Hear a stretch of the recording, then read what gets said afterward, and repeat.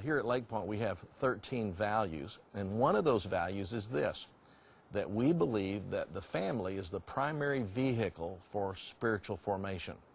Well, about 5 years ago, our staff went on a retreat and we evaluated all of our values to see how well we were fulfilling those. And our staff gave feedback, and what came in dead last was that particular value, that we believe that families are the primary vehicle for spiritual formation for an individual. It's not that we didn't believe in it, and it wasn't that we weren't talking about it from time to time, but we weren't living it out. And I think our problem here at Lake Point is a problem that a lot of churches have, in that we put our age groups in different silos. We actually divide the family up when it comes to spiritual formation. And the church does such a good job in children's ministry and such a good job in youth ministry that the parents just say, well, you're better at this than we are, so we'll bring our kids to you and we'll dump them off and you lead them to the Lord and then you disciple them and let me know if I can help. Well, there's several problems with that. One is a biblical problem, because the Bible makes it clear that it's the mom and dad's responsibility. It's the parents' responsibility to disciple their own children. The other problem is that we have their kids maybe an hour, maybe 2 hours a week, and they're with their kids 24/7. And so we set about to change the culture of our church. And the first thing that we did is we just made a declaration.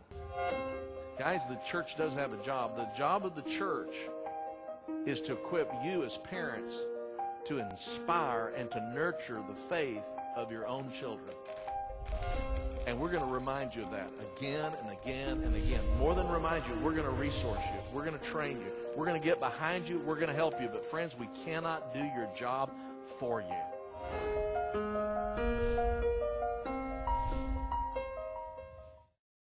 Second thing we realized that we had to do was to resource those parents, to give them the necessary tools where they had confidence in leading their own children to Christ and also discipling their own children. We've done that in a couple of ways now. One is to create a physical kiosk on all of our campuses. And as you walk into one of those kiosks, what you're going to find is you're going to find that we have identified at least 26 different family types. Families like single moms, or blended families, or grandparents, or widowers. And as we've identified those particular family types, then what we've done is we've provided resources for each family type. In that resource you'll find the books that we would recommend or other resources that we believe address that particular season of life better than any others. And in that kiosk you're going to find those resources that we recommend. So it's a one-stop shop. And you can purchase those resources there at that kiosk, or we also provide in our library all of those same resources for free, so that money will not be a barrier for someone having those resources. We've also provided a way for you to go online and to get those same resources. Our third challenge in changing this culture, besides declaring it and providing resources, was to make sure that all of our ministries weren't unintentionally leaving parents out. We had to change how we think about youth ministry and how we think about children's ministry, so that we were inviting the parents back into that process and letting them know that we wanted them to be partners in that. And then finally, the fourth thing that we realized that we had to do is to reinforce that value over and over again. You see, we believe that that value, for it to be lived out in our church, can't be something that we just talk about one year and then next year we go to the next topic or the next emphasis. That we have to keep coming back about 2 or 3 times a year and drill down and train on Main Street those skills that are necessary for the family to have success.